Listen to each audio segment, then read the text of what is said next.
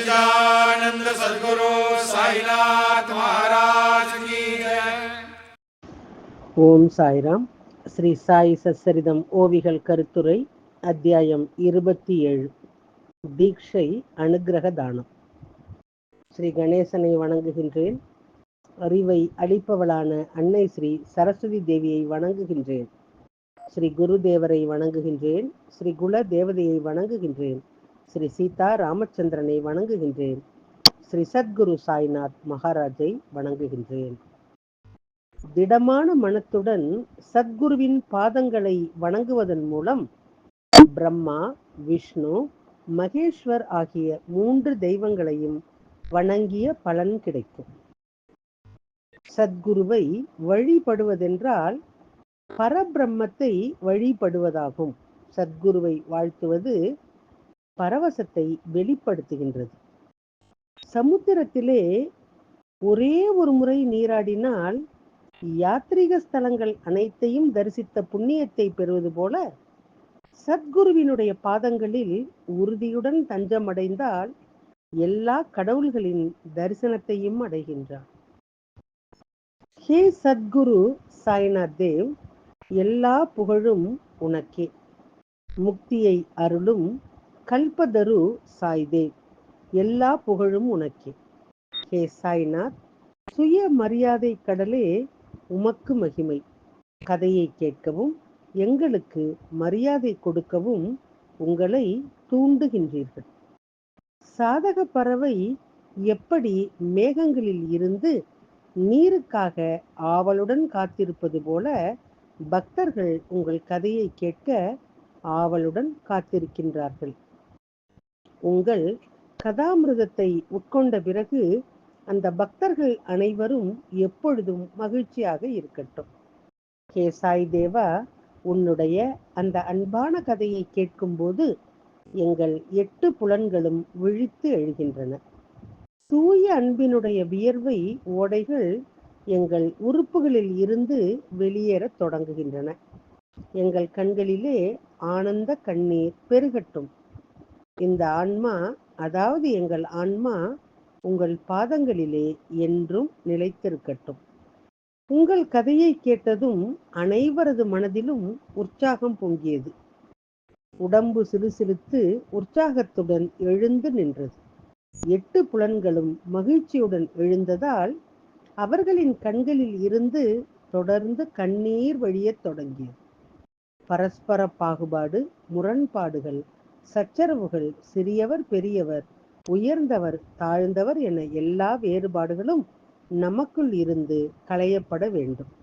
அதன் பிறகு நம்முடைய உள்ளத்தை ஆராய்ந்து பார்த்த பிறகு குருவினுடைய அருட்கொடையை பெற்றிருப்பதை உணர்வோம். சத்குருவினுடைய அருளால் இந்த பரிசீலனை, சுய பரிசோதனை நிகழும் என்பதை கண்களால் பார்க்கவோ விளக்கவோ முடியாது. புலன்களின் சக்திக்கு அப்பாற்பட்டது. இந்த சுய உணர்வை சத்குருவை தவிர வேறு யாராலும் அடைய முடியாது. காமம், கோபம், பேராசை, பற்று, அகங்காரம், பொறாமை ஆகிய இந்த 6 துர்குணங்களும் அழியாமல் குருவினுடைய பாதங்களிலே உறுதியான பக்தி இல்லாமல் தூய பக்தியும் உறுதியான அன்பும் உருவாகாது. பக்தர்கள் சிறந்த மகிழ்ச்சியை அடைகின்றார்கள். இதன் காரணமாக சத்குருவும் இறுதி மகிழ்ச்சியை பெறுகின்றார். பக்தன் தர்மத்தின் பாதையிலே முன்னேறி செல்லும் போது குருவும் தனது ரட்சிப்பை பற்றி தொடர்ந்து ஆர்வமாக இருக்கின்றார். அதாவது குரு எப்போதும் தனது பக்தர்களின் ரட்சிப்பை பற்றி கவலைப்படுகின்றார். மகன், மனைவி, உடல் வீட்டிலே சிக்கி தானே விரிவது அர்த்தமற்றது. நான், என்னுடையது, இந்த உலகம் மற்றும் அதன் அனைத்து மகிழ்ச்சியும் மாயாவால் உருவாக்கப்பட்டதால் விரைவான மற்றும் மாயை மதியம் நிழல் ஆடுவது போல இந்த உலகமும் விரைவிலேயே இருக்கின்றது. இந்த மோக மாயையினுடைய வலையிலே சிக்கிக் கொள்ளாமல் இந்த வெப்பத்திலிருந்து விடுபட விரும்பினால் தூய அன்புடன் ஸ்ரீ சாயிடம் சரணடைவதே ஒரே தீர்வு. வேதங்களும் சாஸ்திரங்களும் கூட இந்த மாயையினுடைய பொறியிலிருந்து விடுபடவும் அதன் ரகசியத்தை அறியவும் வழிகளை கூறுவதிலே தோல்வி அடைந்துள்ளன. ஒவ்வொரு உயிரிலும் கடவுளினுடைய வடிவத்தை காணக்கூடிய ஒருவனால் மட்டுமே இந்த உலகினுடைய வெப்பத்திலிருந்து விடுதலை பெற முடியும். நிஜாம் ஷாகியினுடைய பிரதேசத்தை விட்டு முதலில் சாயியுடன் நெவாசாவுக்கு வந்த சாந்த்பாய் ஆசீர்வதிக்கப்பட்டவர். குறிப்பு: தியானேஸ்வர் மௌலி இங்கு பாவார்த்த தீபிகாவை எழுதினார். பத்மாசுரனை வதம் செய்ய மோகினி அவதாரம் எடுத்த மோகினிராஜ் கோயிலும் இங்குதான் உள்ளது. ஞானேஸ்வர் எந்த தூணிலே சாய்ந்தவாறு ஞானேஸ்வரி எழுதினாரோ அங்கு ஒரு அழகான தியானேஸ்வர் கோயில் உள்ளது. இந்த கோயிலினுடைய சிறப்பு என்னவென்றால், உலகில் உள்ள அனைத்து கோயில்களுக்கும் தூண்கள் அமைக்கப்பட்டுள்ளன. ஆனால் இங்கு தூணுக்காக கோயில் கட்டப்பட்டுள்ளது. பாபா நெவாசாவிலே 6 மாதங்கள் முதல் 1 வருடம் வரை தங்கியிருந்தார்.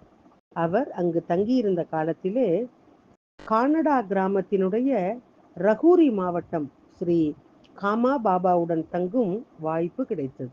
குறிப்பு: அவுரங்காபாத் மாவட்டம் மற்றும் அகமது நகர் மாவட்டத்தின் எல்லையிலே கானடா கிராமம் அமைந்துள்ளது. பின்னர் அவர்கள் அனைவரும் தாக்லி பான் கிராமத்தைச் சேர்ந்த தஹ்டு தம்போலி, ஷான்பாய், காமா மற்றும் பாபா ஆகியோருடன் ஷீரடிக்கு வந்தனர். நாட்டினுடைய ஒவ்வொரு மாகாணத்திலும் புனித யாத்திரை ஸ்தலங்கள் உள்ளன. ஆனால் ஷீரடி சாயி பக்தர்களுக்கு புனித யாத்திரை ஸ்தலமாகும். நமது பெரும் பாக்கியத்தால் இந்த தெய்வீக சேர்க்கை, அதாவது ஸ்ரீ சாயினுடைய சங்கமும் நம்முடைய வாழ்விலே வந்தது. இல்லையெனில் படைப்பாளி சாயிநாதரின் அருகாமையில் இருக்கும் இந்த வாய்ப்பு ஏழை மற்றும் முட்டாள் மக்களுக்கு எப்படி வரும்? இது எங்களின் உச்சபட்ச அதிர்ஷ்டம். சாயி நாராயணரிடம் வந்து சரணடைந்த மற்றும் பூரணமாக சமர்ப்பணம் அடைந்த பக்தர்களின் நன்மைக்காகவும் தங்கள் பணியை நிறைவேற்றுவதற்காகவும் பகவான் சாயி சரியான பாதையை காட்டுகின்றார். எனவே கேட்பவர்கள் ஒருமுகப்பட்ட மனதுடன் பகவான் சாயினுடைய அருளும் புனிதமான பாத்திரத்தை பல சுற்றுகள் பாராயணம் செய்ய வேண்டும். அதாவது அவர்கள் அதை மீண்டும் மீண்டும் படிக்க வேண்டும். இந்த புனிதமான குணமுடைய ஸ்ரீ சத்குருவின் ஆசீர்வாதத்தை பெறுவதற்கான சிறந்த வழியாகும். கடந்த அத்தியாயத்திலே சாய்பாபா தனது சொந்த குருவினுடைய பாதத்திலே ஒரு பக்தனுடைய பக்தியை எவ்வாறு வலுப்படுத்தினார் என்பதும், மற்றொரு பக்தருக்கு அவர் தனது வீட்டிலே இருந்த அக்கல்கோட் சுவாமியினுடைய பக்தி மரபை நினைவுபடுத்தியது போன்ற கதைகள் விவரிக்கப்பட்டுள்ளன. ஒரு பக்தன் தற்கொலை செய்து கொள்வதை தடுக்க ஒரு தனித்துவமான திட்டம் எவ்வாறு ஏற்பாடு செய்யப்பட்டது மற்றும் அவரது மரணத்தை தடுத்ததன் மூலம் அவருக்கு எவ்வாறு உயிர் கொடுக்கப்பட்டது என்ற இனிமையான கதையை நீங்கள் கேட்டீர்கள். இப்போது இந்த அத்தியாயத்திலே ஒரு பக்தன் மேல் மகிழ்ச்சி அடைந்து அவனுடைய துக்கங்களை நீக்கி அவனுக்கு அருள் செய்து அவனை மகிழ்வித்த கதை வரும். இப்போது கேட்பவர்கள் இந்த அற்புதமான தீட்சை முறையினுடைய விரிவான கதையை கவனமாக கேட்க வேண்டும். எந்த பக்தருக்காக பாபா சிரித்து கொண்டும் கேலி செய்தும் அதை எப்படி ஏற்பாடு செய்தார்? பாபாவினுடைய பல்வேறு உபதேச முறைகள் இந்த நூலிலே முன்பே விவரிக்கப்பட்டுள்ளன. பக்தனின் ஏற்றுக்கொள்ளும் அல்லது புரிந்து கொள்ளும் திறனுக்கு ஏற்ப பாபா உபதேசம் செய்து வந்தார். நோய்வாய்ப்பட்ட ஒருவனை துல்லியமாக கண்டறிய எந்த மருந்தை செலுத்த வேண்டும் என்பது நோயாளிக்கு தெரியாது. ஆனால் வைத்தியராஜாவுக்கு அது முழுமையாக தெரியும். ஆனால் நோயாளிக்கு இது தெரியாது. நோயாளி முதலிலே வெல்லத்தை கேட்கின்றார். வெல்லம் நிச்சயமாக இனிமையானதுதான், ஆனால் அது நோயாளிக்கு தீங்கு விளைவிக்கும். ஆனால் நோயாளி வெல்லம் சாப்பிடும் பிடிவாதம் பிடிக்கின்றார். அவர் கையிலே வெல்லத்தினுடைய ஒரு கட்டியை வைக்கவில்லை என்றால் அவர் மருந்து கிண்ணத்தை கையிலே எடுக்க மாட்டார். நோயாளி கடுமையான நடவடிக்கைகளுக்கு பதில் அளிக்காத போது வைத்தியர் ஒரு சிறப்பு தந்திரத்தை திட்டமிடுகின்றார். முதலில் கையிலே வெல்லக்கட்டி வைத்து பிறகு மருந்தை கொடுத்துவிட்டு வேலையை தொடர்கின்றார். வெல்லத்தால் ஏற்படும் தீங்கை தடுக்கும் பொருட்டு வைத்தியராஜ் பிரதான மருந்தினுடைய எதிர்பார்த்த பலன்களை நேரடியாக கொண்டு வரும் துணை மருந்தை தருகின்றார். பாபாவும் தனது பக்தர்களின் நலனுக்காக உபதேசம் செய்யும் அதே நடைமுறையை கையாளுகின்றார். எல்லா இடங்களிலும் ஒரே விதி பொருந்தும் என்பது உண்மையல்ல. பக்தரின் ஏற்றுக்கொள்ளும் திறன், அருளை பெறும் உரிமை மற்றும் சேவை மற்றும் பக்திக்கான அவரது திட்டங்களை கண்ட பின்னரே சாய் அவரை ஆசீர்வதிக்கின்றார். பாபாவின் அருளை வழங்குவதில் மிகவும் தனித்துவமான முறை உள்ளது. பாபா தாம் திருப்தி அடைந்த பக்தரை எப்படி ஆசீர்வதிக்கின்றார் என்பதை கேளுங்கள். பாபாவின் நினைவுக்கு வந்தவுடன் அது யாருடைய மனதிலும் இல்லாவிட்டாலும் அல்லது அவரது மனதிலே இல்லாவிட்டாலும் அவர் பக்தருக்கு நகைச்சுவை மூலம் எளிதாக உதவுவார். பக்தர் எந்த நூலை படிக்க விரும்பினாலும் அதை பாபாவிடம் கொடுத்து பாபாவின் ஆசிகளை பெற்று அதை ஆக்ஞை பிரசாதமாக கருதி வாசிப்பார். இவ்வாறு பாபாவின் ஆசிகளை பெறுவதன் மூலம் கேட்பவர் விரும்பிய பலனை பெறுவார். கேட்பவர் மற்றும் பேசுபவர் இருவருக்கும் இறுதி நலனை கொண்டு வருவதன் மூலம் அவர் கேட்கும் பலனை பெறுகின்றார். பக்தர்கள் ஆசி வழங்கிய நூல்களில் பல்வேறு சமய பாடல்கள் அடங்கி இருந்தன. சிலர் தசாவதார படங்கள், சிலர் தசாவதார சோஸ்திரங்கள், பஞ்சரத்தின கீதை மற்றும் சில புனித நூல்கள், பாத்திரங்கள், நூல்கள் போன்றவற்றை பாபாவின் கைகளிலே கொடுத்தனர். குறிப்பு: பஞ்சரத்தின கீதை. இந்த கீதையிலே 5 நூல்கள் உள்ளன. ஸ்ரீமத் பகவத்கீதை, விஷ்ணு சகஸ்ரநாம சோஸ்திரம், பீஷ்மத்தவராஜா அதாவது சாந்தி பருவம் அத்தியாயம் 47. இது பீஷ்மரின் கிருஷ்ணரின் துதியை கொண்டுள்ளது. அனுஸ்மிருதி இது ஆச்சாரிய நாரத முனியினுடைய விஷ்ணுவினுடைய புகழை கொண்டுள்ளது.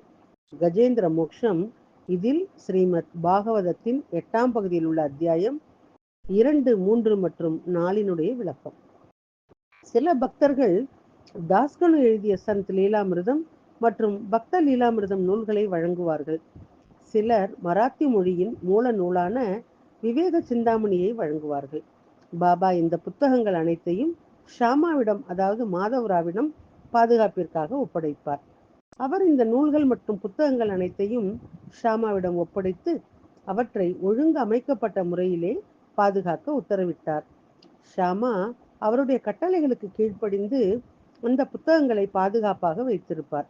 பக்தர்கள் கடையிலே புத்தகங்களை வாங்கி பாபாவிடம் வாசிப்பதற்காக ஒப்படைத்துவிட்டு மீண்டும் பிரசாதமாக பெற்றிடுவோம் என எதிர்பார்க்கின்றார்.